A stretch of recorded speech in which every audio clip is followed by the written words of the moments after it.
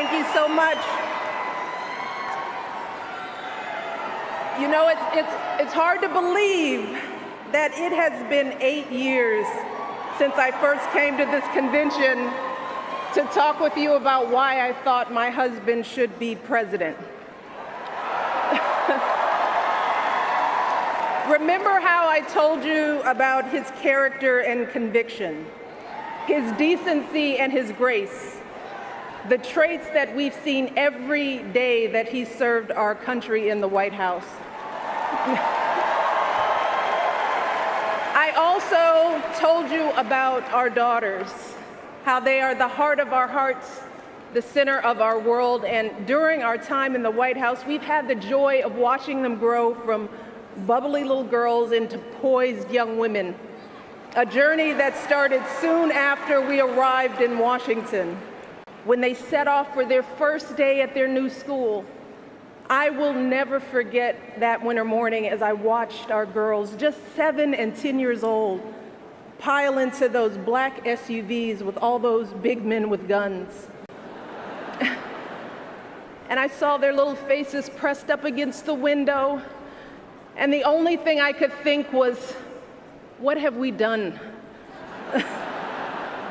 See, because at that moment, I realized that our time in the White House would form the foundation for who they would become, and how well we managed this experience could truly make or break them. That is what Barack and I think about every day as we try to guide and protect our girls through the challenges of this unusual life in the spotlight. How we urge them to ignore those who question their father's citizenship or faith. How we insist that the hateful language they hear from public figures on TV does not represent the true spirit of this country. How we explain that when someone is cruel or acts like a bully, you don't stoop to their level. No, our motto is, when they go low, we go high.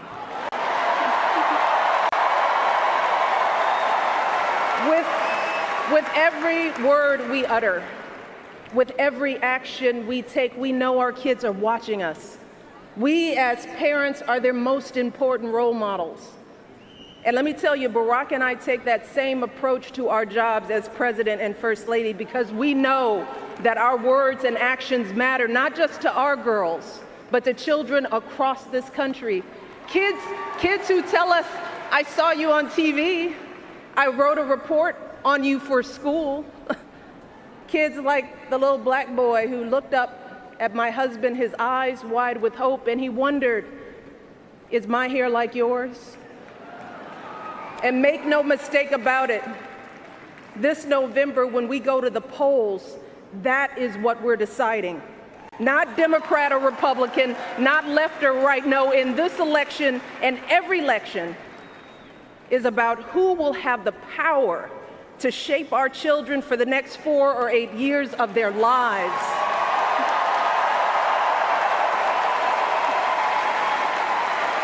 And I am here tonight because in this election, there is only one person who I trust with that responsibility. Only one person who I believe is truly qualified to be President of the United States, and that is our friend, Hillary Clinton.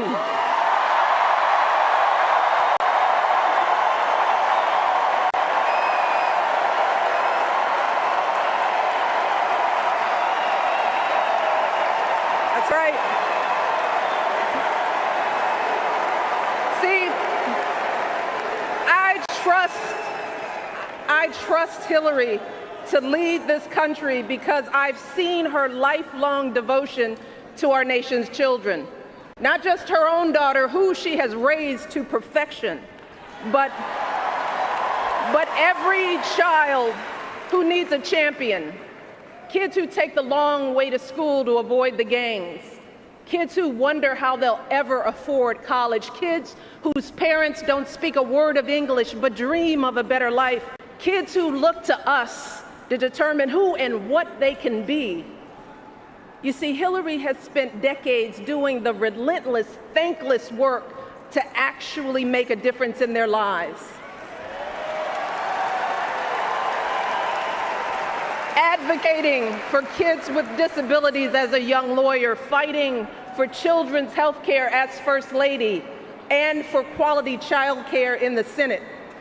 And when she didn't win the nomination 8 years ago, she didn't get angry or disillusioned.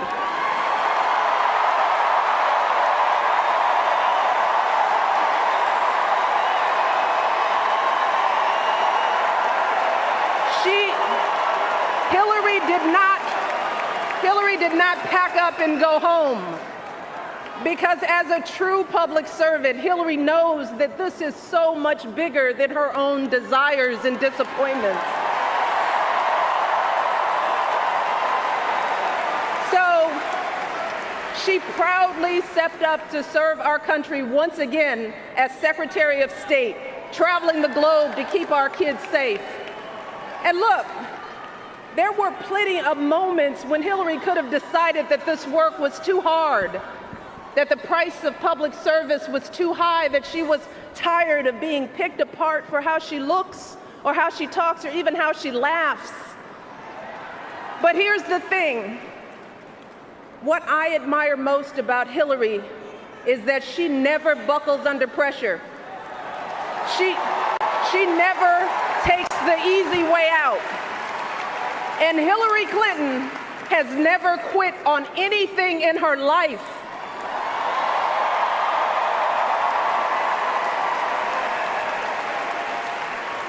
And when I think about the kind of president that I want for my girls and all our children, that's what I want. I want someone with the proven strength to persevere, someone who knows this job and takes it seriously, someone who understands that the issues a president faces are not black and white and cannot be boiled down to 140 characters. Look, because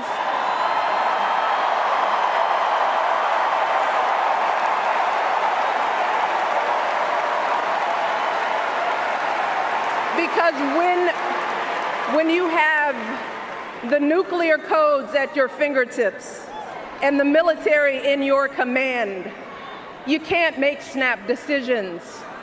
You can't have a thin skin or a tendency to lash out. You need to be steady and measured and well-informed.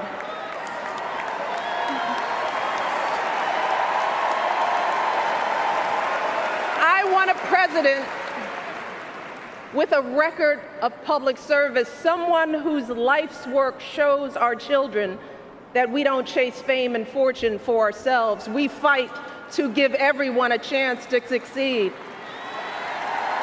And we give back even when we're struggling ourselves, because we know that there is always someone worse off. And there, but for the grace of God, go I. I want a president who will teach our children that everyone in this country matters. A president who truly believes in the vision that our founders put forth all those years ago, that we are all created equal, each a beloved part of the great American story.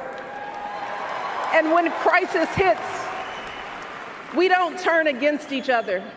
No, we listen to each other. We lean on each other, because we are always stronger together.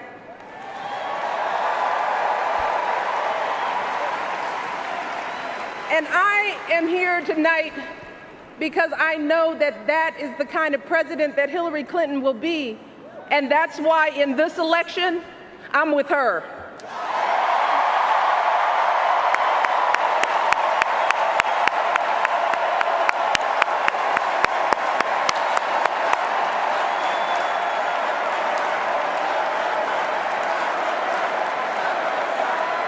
You see, Hillary understands that the president is about one thing and one thing only. It's about leaving something better for our kids. That's how we've always moved this country forward, by all of us coming together on behalf of our children. Folks who volunteer to coach that team, to teach that Sunday school class, because they know it takes a village. Heroes of every color and creed who wear the uniform and risk their lives to keep passing down those blessings of liberty. Police officers and protesters in Dallas who all desperately want to keep our children safe. People who lined up in Orlando to donate blood because it could have been their son, their daughter in that club.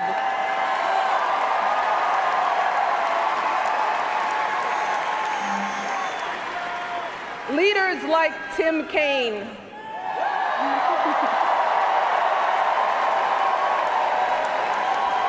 who show our kids what decency and devotion look like. Leaders like Hillary Clinton, who has the guts and the grace to keep coming back and putting those cracks in that highest and hardest glass ceiling until she finally breaks through, lifting all of us along with her. That is the story of this country, the story that has brought me to this stage tonight. The story of generations of people who felt the lash of bondage, the shame of servitude, the sting of segregation, but who kept on striving and hoping and doing what needed to be done so that today I wake up every morning in a house that was built by slaves.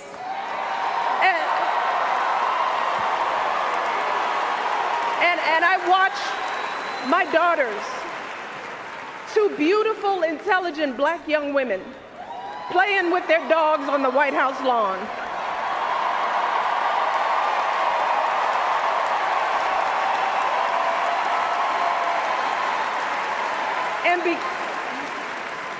And because of Hillary Clinton, my daughters and all our sons and daughters now take for granted that a woman can be president of the United States.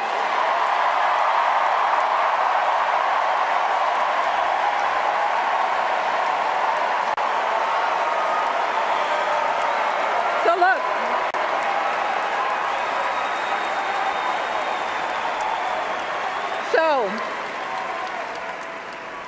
don't let anyone ever tell you that this country isn't great, that somehow we need to make it great again, because this right now is the greatest country on earth.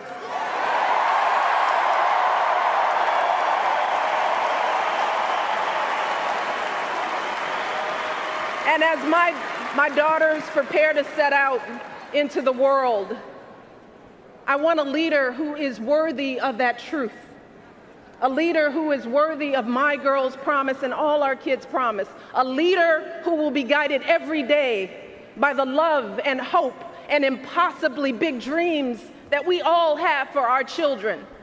So in this election, we cannot sit back and hope that everything works out for the best. We cannot afford to be tired or frustrated or cynical. No, hear me. Between now and November, we need to do what we did 8 years ago and 4 years ago.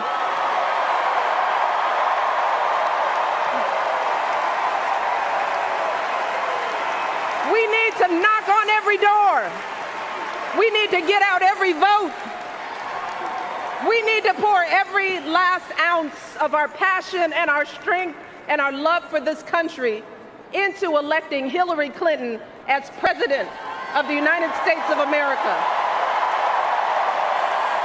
So let's get to work. Thank you all, and God bless.